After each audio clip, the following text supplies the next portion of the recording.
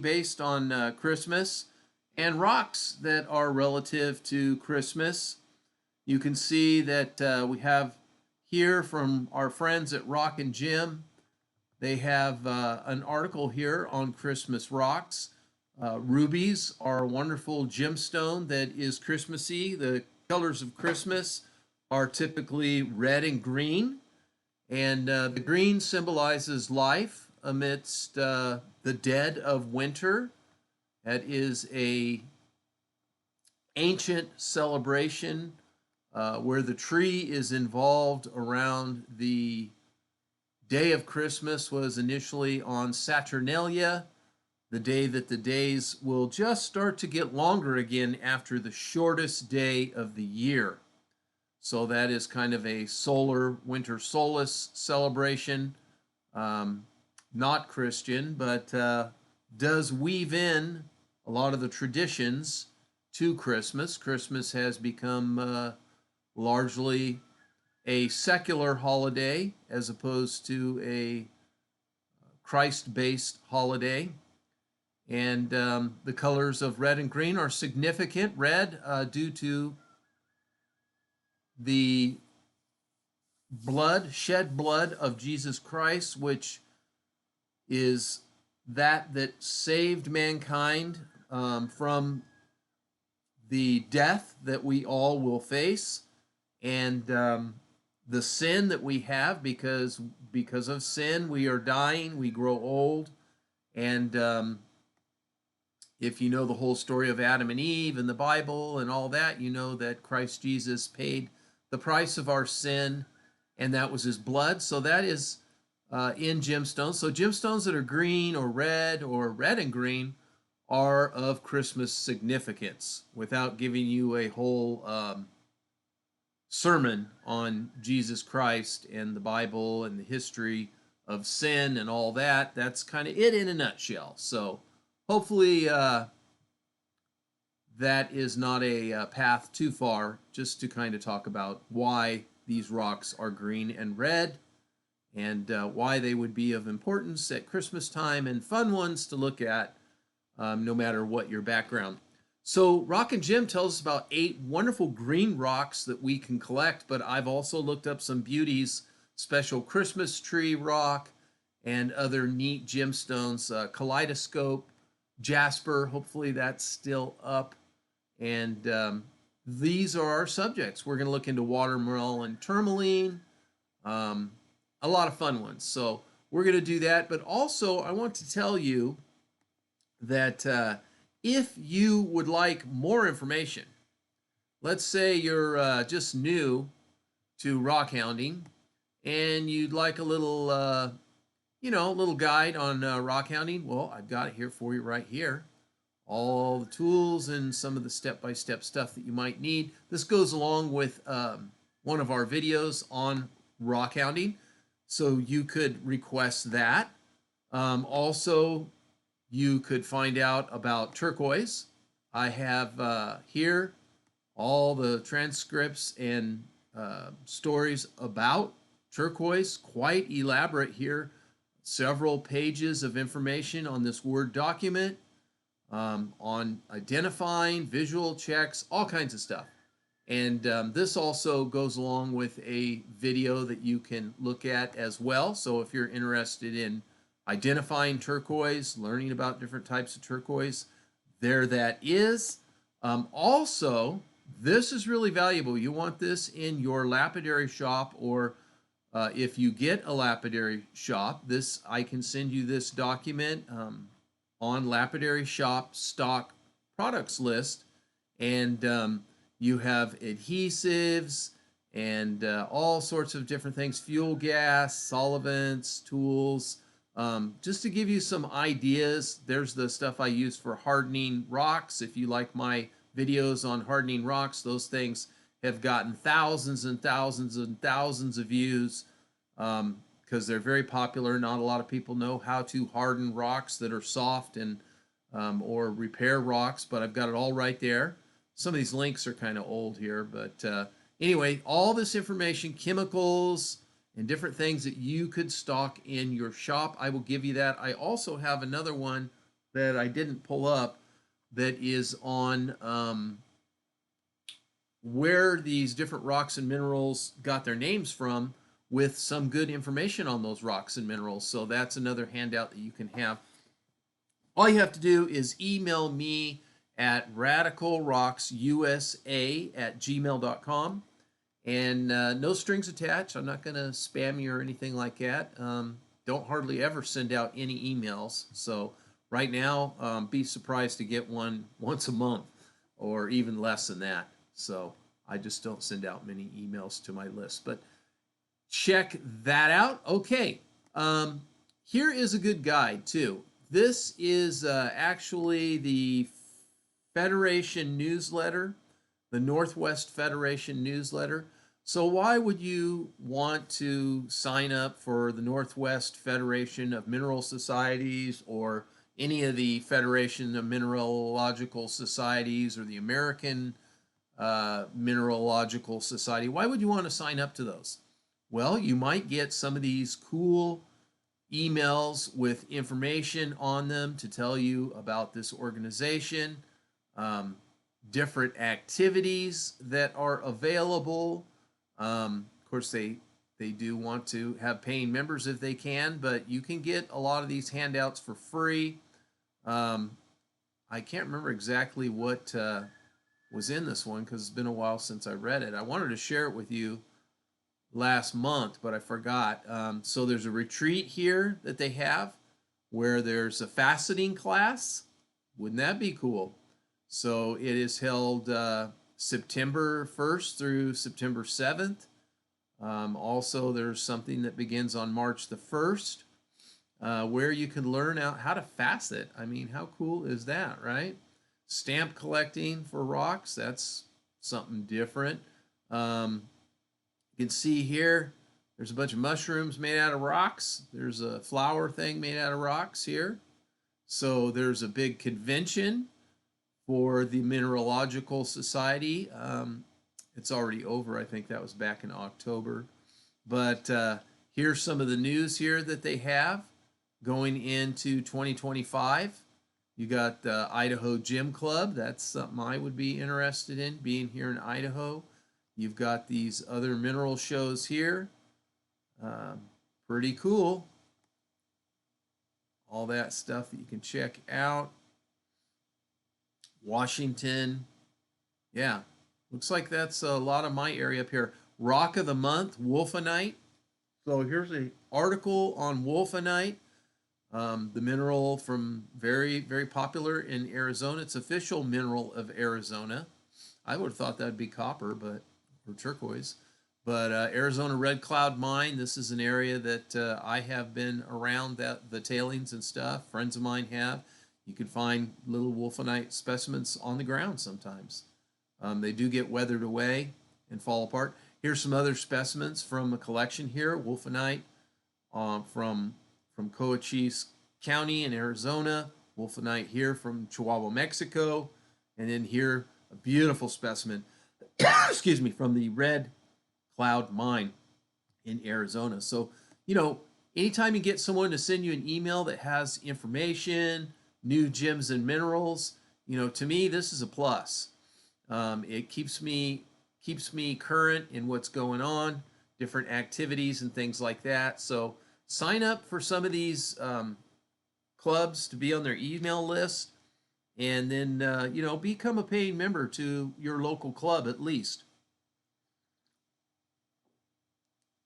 All right, I want to thank my daughter for giving me this nice Christmas present. She gave me this little light, clips to the computer here, and kind of helps not wash me out. I told her, says people don't want to see me anyway. I'm so ugly. They want to hear about rocks. They want to see rocks, but I put my little thing in the corner there just so you can know who you're talking to. And obviously, this is not AI generated with all the coffee breaks and mistakes in pronunciation and all that. It's obvious that I'm not AI generated, so there's that, I guess. All right. So, yeah, and before we get into some more of this, you guys can join my social media. We're on Radical Rocks. I got groups you can join. Radical Rocks USA. It's on Facebook, it's on Twitter. I do a lot of stuff, so join in if you want, and I'll try to interact with you if I can. It's getting kind of tough. I'm really stretched thin, but here we go. 8 green rocks to collect. Our friends at Rock and Gem magazine. Emeralds. You know, you can buy emeralds. They're not all expensive. There is collectible emeralds. They're not really faceting grade, but they could be a dark green to a light green. And they have that shape that you see here in this picture right here, kind of an elongated shape. They are part of I can't think what I'm trying to think of. It's another green rock that's like an emerald. But anyway, I love emerald. Burl family. That's what I was trying to think of. Brain fart there. Got rocks in the head, you know. Aquamarine, Big Spike, Gauchite, Helidor, Morganite, all these things. You know, Morganite's like a pink emerald. Isn't that cool? There's all different colors of this family of burl that you can collect. Red is real popular in Utah, very collectible if you can get a fine quality specimen. But some of the best are from Brazil, Zambia, Ethiopia, Colombia. They make up about, in that area, they make up about 60 or 70 rather to 90% of the market. Colombian variety is very popular. They have fine specimens, and there is a lot of mining there just outside of Bogota. So those are ones you might want to find. They have chromium and vanadium and iron. This is the makeup. Emeralds have inclusions, making clean or eye clean specimens particularly valuable. So yeah, there's inclusions. They're not pure green all the way through. Those are usually lab created. So while all emeralds are burl, not all green burl gemstones get classified as emeralds. So there is a difference here.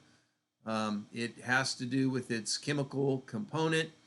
If it's green, it's clean, and pastel in color hue, it's got more of a yellow-green component, whereas the emerald is heavily included and it has a saturation value. Some say it's a trace element discussion, lack of either chromium or vanadium, but green in color makes it green burl. So there is green burl. You can tell it looks different. I have a piece of it somewhere. It's usually very stranded looking. Burl looks like water in the Bahamas, which is soothing to me. I could look at it forever, Mr. Sullivan said. I don't know if he is the author of this. We'll see at the bottom. Usually they have the author. Peridot is another green stone that you can collect. This is a lot more affordable for a high quality stone that you could put in jewelry. Obviously, if you can get peridot from Hawaii, that's extremely rare. Make sure you get it from a qualified source. Most of it comes from North America, but they also have it all over in other countries as well. Like Pakistan, there's a lot of Burmese peridot coming out. Yeah, real nice. Green tourmaline's nice because it's super hard. Super hard. This stuff is almost 9 on the hardness scale. It has become a gemstone when it is super high quality.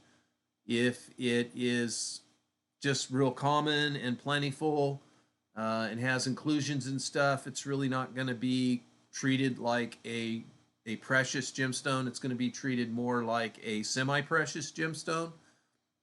So, you know, a lot of the rocks and gems that we work with are not qualified as a precious gemstone, like a diamond, a ruby, an emerald, a sapphire, fine opal, even turquoise now.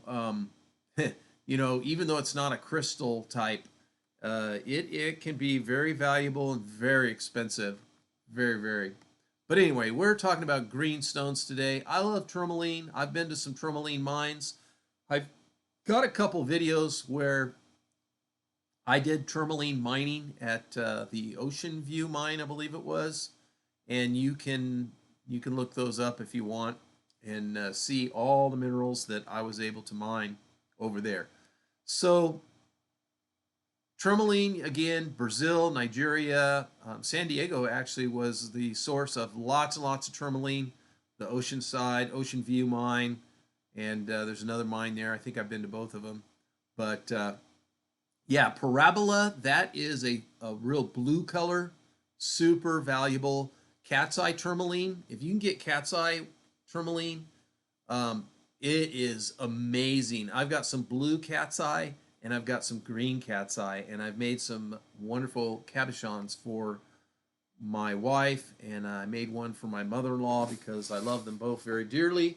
And those are some really nice gemstones. They say here the hardness is about 7 to 7.5 on the hardness scale. Yeah, I think even it can be even harder, but maybe I'm incorrect. Maybe I've transposed something, but I thought it was up to 9. Traverite garnet. These are very rare, very beautiful. If you can get these beautiful green garnets. At one time, Tiffany's was fine jewelry sales. They still sell overpriced jewelry to this day, but it's very high quality, very beautiful, large pieces. The Dimitritoid garnet, another type of green. It's a Traverite garnet, and very pretty. Flashes of yellow and orange, but there's also some green that you can get that is quite valuable. A green diamond. Wow, amazing. Green diamonds are rarest, only second to red diamonds in rarity. That is the most rarest diamond, is a red diamond. All right, so Ben Affleck presented Jennifer Lopez with one of these beauties as an engagement ring. That's probably very similar to what it looks like right there. They get their color from irradiation and other minerals. So pretty, very beautiful. It could have started as a white or yellow diamond that was near radiation, and can take millions of years for that to happen. Green diamonds sold on the market today for mass distribution in stores have been color enhanced for the most part. So they're still expensive even with that. Laboratories cannot differentiate when man does it and when the earth did it. So it's going to be super rare to find a natural green diamond and to be able to verify it as opposed to a treated one. So yeah, that's a thing, unfortunately. Chromium diopside. This is a really beautiful mineral. This is the mineral that actually gives the green emerald their green color. You don't see it too much, but some really good stuff comes out of Russia. I've got a little faceted stone. Someday I got to set that thing. But it's pretty, but it's not super hard. It's only about 5.5 on the hardness scale, maybe up to 6.5, which, it's not too bad, but not something you want to wear every day or to do the dishes or, things like that. So those are some of your beautiful green stones. Watermelon tourmaline is another one. The field guide here from our friends at Rock and Gem. Be sure and subscribe to that magazine. I just renewed my subscription. They don't sponsor the show, but if you're a rock hound, this is going to be part of your hobby that you would want to include to increase your knowledge and just to look at beautiful rocks and stones and learn new techniques and things like that. So here's some watermelon tourmaline. Sometimes it can be pink on the bottom or green on the top. Sometimes it'll even be multiple colors. The ideal watermelon tourmaline is red in the middle and has a green rind, just like a watermelon. That is where the term comes from. This was found originally at the Norway mine in Maine, United States. Also the Harvey Quarry in Poland, Maine. Watermelon tourmaline is beautiful. It is an indicolite. That's the type of tourmaline group that it is. These are pegmatites. Pegmatites are kind of like diamonds in a way. It's a kind of a cone that this brew comes up from the earth, and as it cools, different crystals and minerals form all up inside of it. Can be rubies can form in there, corundum, tourmaline, also smoky quartz and those type of minerals. There can be, if there's lithium present, you can get blue minerals like kyanite and different morganite sometimes can show up in those. It's amazing what you can see in that, but quite beautiful. The color zone seen in watermelon tourmaline occurs because of the chemical environment during formation rather. Initially, the crystal grows with a high concentration of manganese, which gives the inner core its pink to red color. And actually, red is a very, very common color for tourmaline. Green is pretty common as well, but I think red might actually be the most common color in the mines that are in California, in the San Diego region. But pretty. The fluid composition changes. Elements like iron or chromium become more prevalent, and then you get your green layers, and that's how it is. Most notable deposits are in Minas Gerais, Brazil, also Africa, particularly Namibia, Nigeria, Afghanistan, Sri Lanka, Australia, the United States, California, and Maine. The most famous mineral specimens came from the tourmaline mine and the Himalayan mine in San Diego County. I think I might have been to the Himalayan. I don't remember now, but they were the largest producers of gem specimen grade tourmaline in North America throughout the 20th century, and a lot of people in China were buying up that tourmaline at that time. And lately, watermelon tourmaline has been mined from the Dominican Republic of the Congo. Lots of nice minerals coming from there, also a lot of nice malachite. So it wasn't until the 19th century that watermelon tourmaline became recognized as part of the tourmaline family. But yeah, there is different classifications.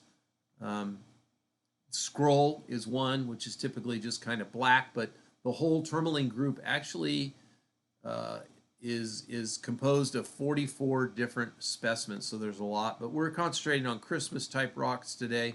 So yeah, watermelon tourmaline is popular in the high-end jewelry market, and it is also popular with metaphysical believers, considered to be powerful heart chakra stone with green layer bringing nurturing and healing energies of nature, and the pink layer bringing love, compassion, and emotional healing. Well, I know one thing. I love rocks, and they make me happy. Rubies. Here is another fine red gemstone. We could probably go on and on, bloodstone and different things like that, but we'll see here. The picture disappeared, but rubies are corundum. They are quite hard. They make wonderful colored gemstones. Where corundum is present, the deeper colors depend on the different minerals that are inside, and these are actually 9 on the hardness scale. So I mixed up tourmaline with corundum, with rubies and such. So Sri Lanka is a wonderful area to get rubies, also Madagascar and Tanzania. So yeah, Miramar is referred to as the Valley of the Rubies. High quality rubies have been mined out of there for centuries and loved and collected and given as gifts to kings and taken as pillage from other countries for kings. Those beautiful Burmese rubies are so intensely red that they are referred to as pigeon blood, and they have adorned the crowns and jewelry of royalties and dignitaries all over the world. Rubies are metamorphic. That is metamorphic rocks such as marble, amphibolite, and schist. Rubies such as the ones from Tanzania associated with bright green zoisite and black amphibolos are often used to decorate stone called annulite. Other minerals found with rubies include garnet, mica, spindle, and sapphire. Beautiful blue, clear. Sapphires can be many different colors. Rubies are used for jewelry making because of the hardness. They are wonderful in rings, necklaces, and earrings. Also, they're used in industry for bearings and precision instruments like watches and compasses. Their thermal and electrical conductivity properties make them valuable in electronics and laser technology.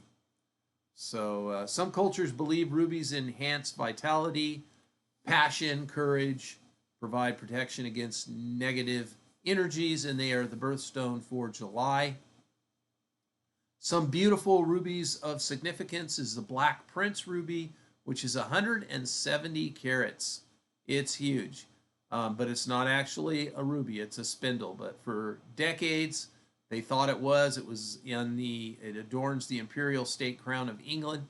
Then there's the Timur ruby, a large spindle about 352 carats, inscribed with the names of some of the previous owners, including 14th century Asian conqueror Timur. It's believed that he may have looted from the treasury of Mughal emperor, and it is also in the British royal family collection, housed in the Tower of London. The Rosier Reviere's ruby weighs some 138.7 carats, renowned for its exceptional beauty. It is one of the finest examples of a star ruby in the world.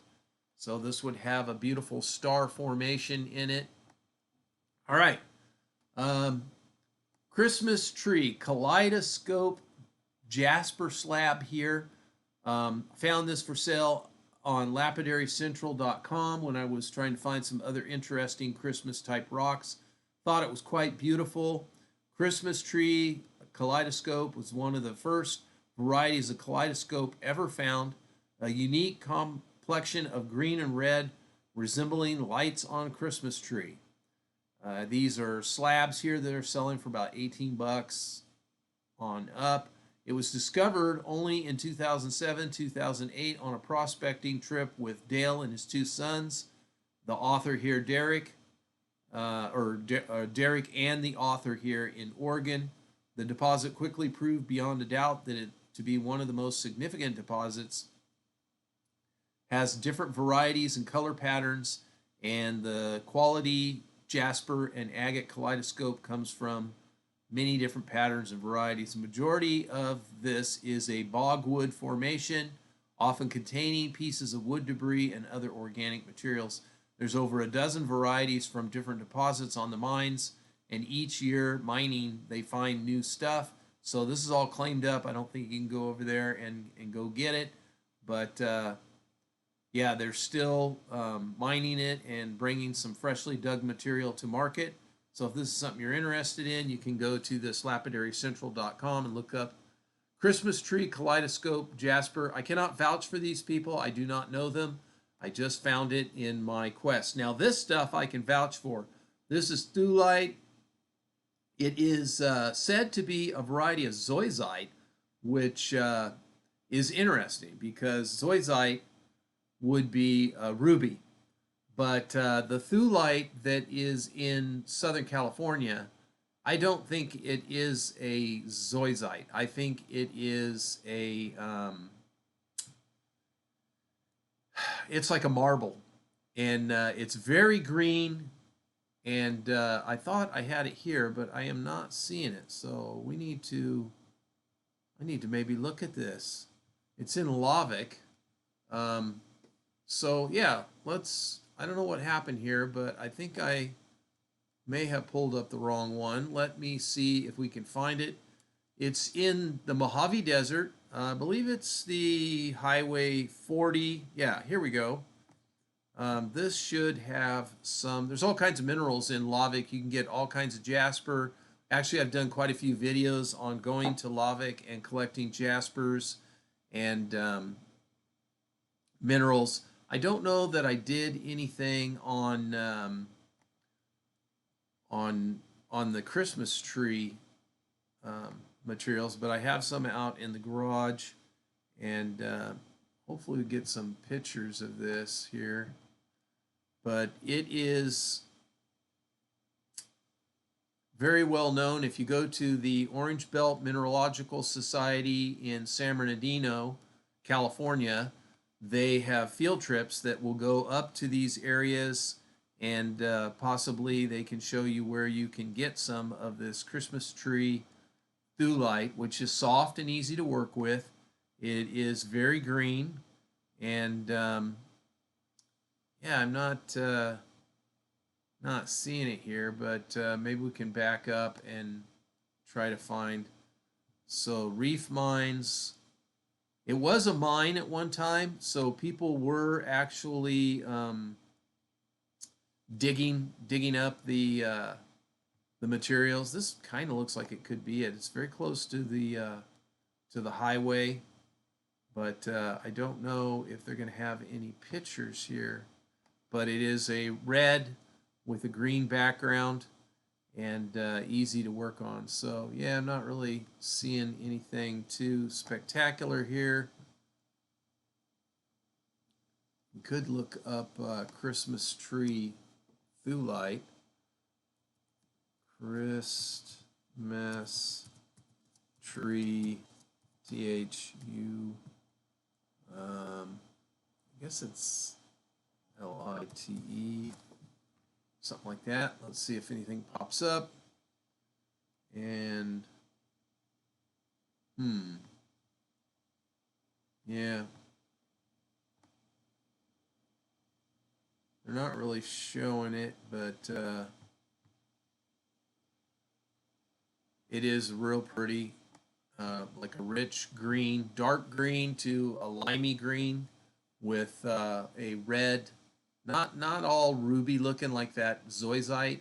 Zoisite is green and red as well, but the red is actual ruby, and that's very very hard. That is, as we said, corundum is 9% on the hardness scale, so that stuff's going to be super super hard to work with, and you're not going to have much success. Um, well, I mean, you can make it into a cabochon and cut it, but it's going to take a lot more work. With the thulite, you can cut that up and shape it, really quickly with a small slab stone cutter and a little bit of. I don't know. I know it's on the south side of the freeway, the site. So I don't know. Unnamed jasper occurrence. What's this one? Lavic. Yeah, I don't know what you're going to see. Oh, that's pretty. This is the type of jasper that you find in the area. That's a red and a green. That's kind of pretty. So this one, that does look like the thulite, but they're saying it's jasper right there. So yeah, I'm not sure. No. Yeah, this volcanic cinder occurrences. That's probably might be the area where you can get fluorite. There's mostly green fluorite in a cave, and it's not super deep.